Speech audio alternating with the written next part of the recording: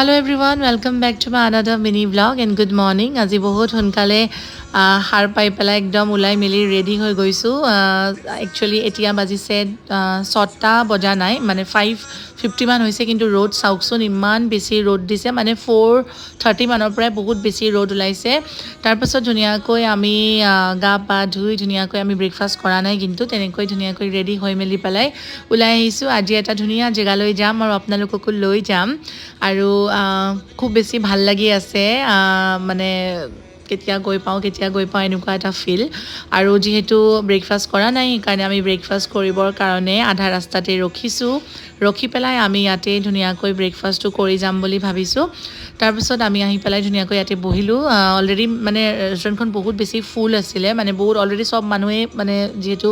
আহিছে ফুৰিবৰ কাৰণে চ' সেইকাৰণে ব্ৰেকফাষ্ট কোনেও কৰি নাহে যিহেতু বহুত জল্দি আহে চ' সেইকাৰণে আমিও ইয়াতে কিবা কিবি খাই ল'লোঁ খোৱাৰ পাছত আমি ধুনীয়াকৈ আকৌ মানে ওলাইছোঁ আৰু ৰেষ্টুৰেণ্টৰ পৰা যিমান পাৰোঁ সোনকালে যাব লাগিব যিহেতু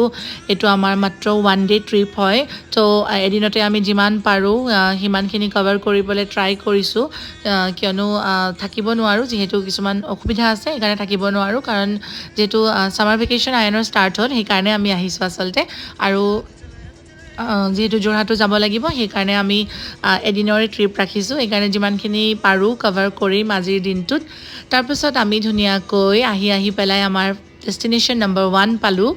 আৰু আহি পেলাই একদম কৈছোঁ ন আপোনাক একদম ৰ'দৰ পৰা ওলাই আহি পেলাই ইমান গৰমৰ পৰা মানে গুৱাহাটীৰ পৰা ওলাই আহি পেলাই একদম যেন ক'ৰবাত শান্তি জেগা এখিনি পাই গ'লোঁ এনেকুৱা নিচিনা ফিল হৈছে আৰু আহি পেলাই গাড়ীৰ পৰা মানে পাৰ্কিঙৰ পৰা এইখন অলপমান খোজকাঢ়িব লাগিব